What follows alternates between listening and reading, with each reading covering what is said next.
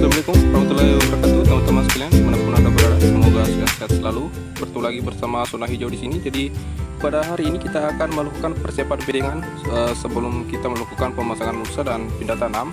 Jadi sangat penting teman-teman kita lakukan persiapan bedengan agar supaya nantinya pertumbuhan daripada tanaman cabai kita atau tanaman kita yang lainnya bisa tumbuh maksimal tanpa ada masalah sedikit pun. Jadi saksikan terus videonya sampai selesai agar supaya teman-teman tahu infonya.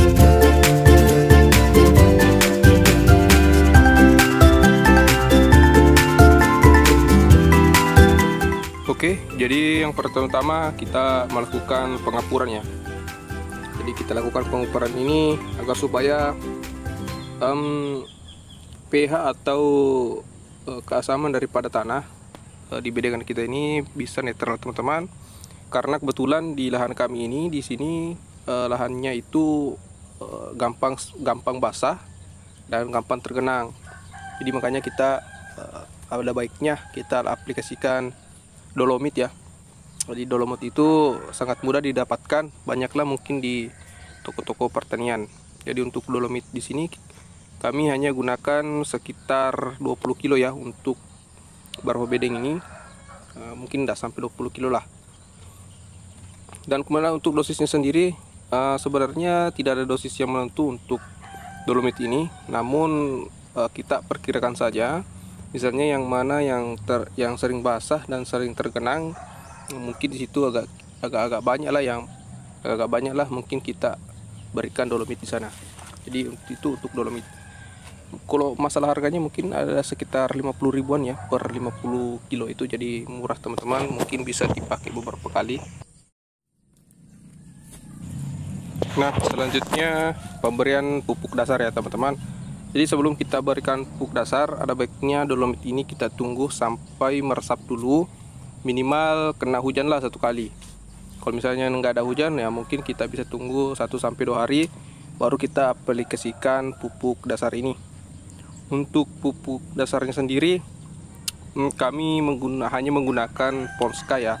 Namun untuk teman-teman yang mempunyai pupuk yang lainnya ada baiknya ditambahkan, karena kebetulan kami di sini hanya mempunyai NPK, jadi kami hanya menggunakan NPK. Tapi untuk lebih bagusnya lagi, bagusnya ditambahkan SP36 atau fosfat ya, banyak macamnya, banyak mereknya, ditambah juga KCL juga bisa. Itu ketiga-tiga ini bisa bagus untuk dijadikan pupuk dasar. Jadi tadi NPK, SP36 dan KCL itu sebenarnya SOP-nya untuk pupuk dasar teman-teman. Tapi di sini kami hanya menggunakan NPK karena cuma itu yang ada. Jadi untuk NPK-nya sendiri dosisnya saya di sini hanya menggunakan sekitar 5 kilo ya. 5-10 kilo per bedengan. Satu bedengan ini dengan lebar bedengan 1 meter, terus panjangnya kurang lebih 24 meter. Jadi untuk NPK nya saya gunakan 5-10 kilo saja per bedengan. Terus selanjutnya saya di sini juga memberikan arang sekam ya, yang benar-benar sudah hitam, itu benar-benar sudah jadi arang. Untuk dosisnya sendiri atau takarannya bebas ya teman-teman, karena arang sekam ini merupakan bahan organik, jadi bebas saja, disesuaikan saja dengan kebutuhan lahan. Namun untuk perbedengan di sini saya hanya menggunakan satu karung padi sana. Saya hanya menggunakan 1 karung per bedengan ini.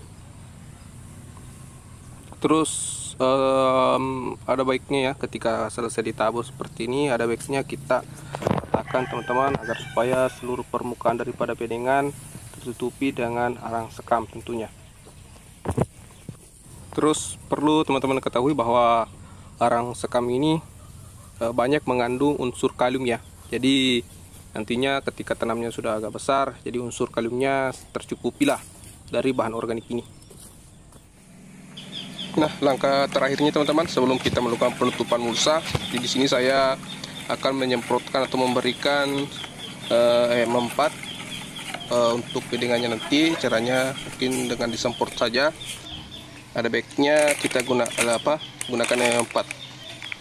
Terus kemudian kalau ada anfus atau semacam trichoderma ya bisa juga kita aplikasikan karena agar supaya bakteri atau virus yang akan menyebabkan layu fusarium ke tanaman itu bisa dikendalikan dengan trichoderma ini, teman-teman. Untuk cara aplikasinya sendiri saya hanya menyemprotkan ya. Nah, untuk proses penyemprotan ini kalau bisa seluruh permukaan daripada tanah kita basah ya. Terus selanjutnya untuk nozzle sendiri, untuk nozzle yang kita gunakan di sini kalau bisa semaksimal mungkin itu agak kasar ya, jadi tidak mengembun. Jadi air yang keluar daripada nozzle itu banyak, tidak mengembun. Teman-teman bisa lihat di gambarnya ini, itu tidak mengembun ya. Artinya kita menggunakan setel yang paling kasar. Nah, terus saya lupa juga sebelum kita melakukan penyemprotan EM4 dan trichoderma, ada baiknya lahan bedengan yang kita persiapkan ini terbasahi dulu ya, minimal pernah kena hujan 1 kali, agar supaya EM4 dan trichoderma ini bisa cepat meresap ke dalam tanah ya. Kalau bisa teman-teman jangan menyemprot ini kalau keadaan kering, usahakan bedengannya basah. Oke. Kalau takaran sendiri teman-teman ya, takarannya terserah ya, yang penting disemprot karena memang ini merupakan bahan organik, jadi tidak ada yang namanya kelebihan dosis. Tetapi di sini kalau saya gunakan untuk takaran EM4-nya itu sekitar 3-4 tutup botol per 16 liter air.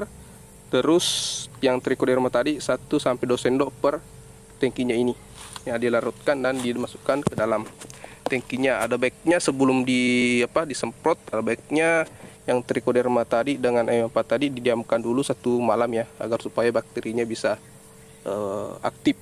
Nah, jangan lupa ditambahkan sedikit molase. Kalau nggak ada molase ya gula pasir yang putih itu bisa digunakan. Oke, itu teman-teman persiapan bedengan kita pada kali ini. Jadi setelah semprot ini ada baiknya langsung ditutup dengan musah agar supaya bakteri daripada EM4 dan trichoderma tadi tidak mati ya. Jadi setelah disemprot ini langsung kita lakukan pemberian musah, teman-teman.